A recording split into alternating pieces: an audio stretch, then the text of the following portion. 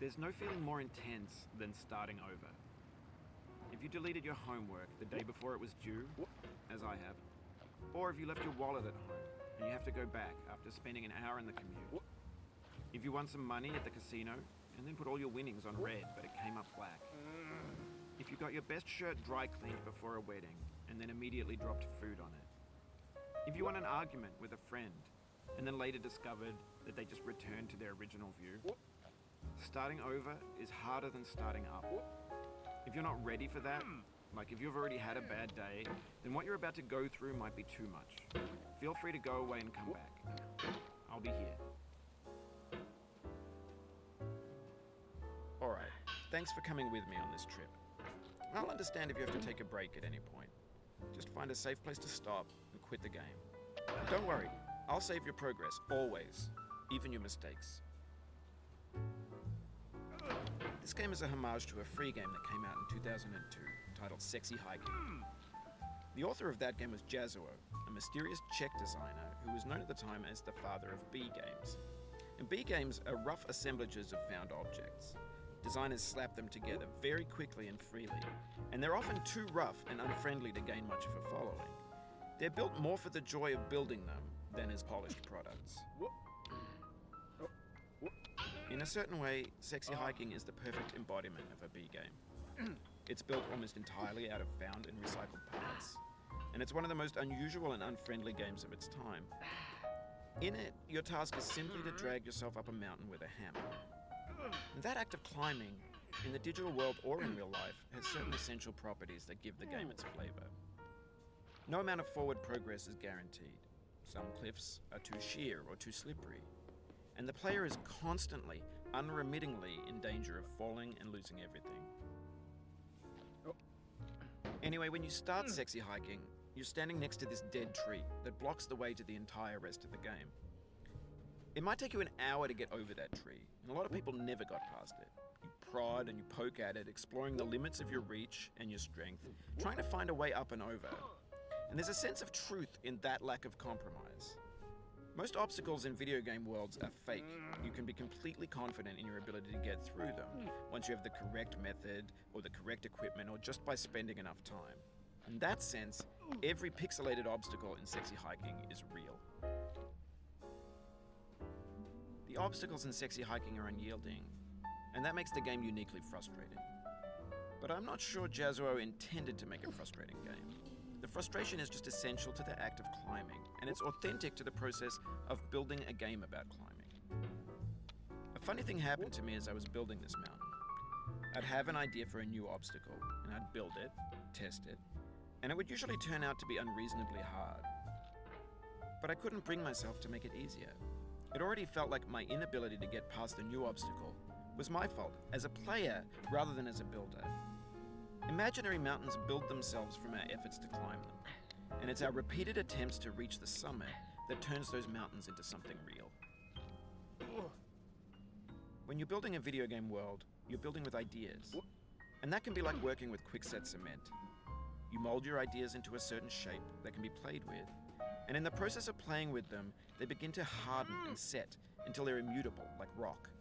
And at that point, you can't change the world. Not without breaking it into pieces and starting fresh with new ideas. For years now, people have been predicting that games would soon be made out of prefabricated objects, bought in a store and assembled into a world. And for the most part, that hasn't happened, because the objects in the stores are trash. I don't mean they look bad or that they're badly made, although a lot of them are. I mean they're trash in the way that food becomes trash as soon as you put it in the sink. Things are made to be consumed and used in a certain context, and once the moment is gone, they transform into garbage. In the context of technology, those moments pass by in seconds. Over time, we've poured more and more refuse into this vast digital landfill that we call the internet. It now vastly outnumbers and outweighs the things that are fresh and untainted and unused. When everything around us is cultural trash, trash becomes the new medium, the lingua franca of the digital age. And you can build culture out of trash. But only trash culture. B games, B movies, B music, B philosophy. Maybe this is what digital culture is. A monstrous mountain of trash, the ash heap of creativity's fountain. A landfill with everything we ever thought of in it. Grand, infinite, and unsorted. There's 3D models of breakfast, Gen X's fanfic novels, scan magazines, green screen Shia LaBeouf, banned snuff scenes on LiveLeak. Facebook's got lifelike bots with unbranded adverts and candid shots of Kanye and Taylor Swift mashups, car crash epic failed GIFs, Russian dashcam vids, discussions of McRibs, discarded, forgotten, unrecycled, muddled, rotten, untitled. Everything's fresh for about 6 seconds, until some newer thing beckons, and we hit refresh. And there's years of persevering, disappearing into the pile, out of style, out of sight. No. In this context, it's tempting to make friendly content that's gentle, that lets you churn through it but not earn it. Why make something demanding if it just gets piled up in the landfill, filed in with the bland things?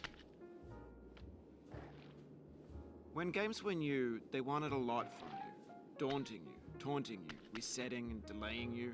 Players played stoically. Now everyone's turned off by that. They want to burn through it quickly. A quick fix for the fickle. Some tricks for the clicks of the feckless. But that's not you. You're an acrobat. You could swallow a baseball bat.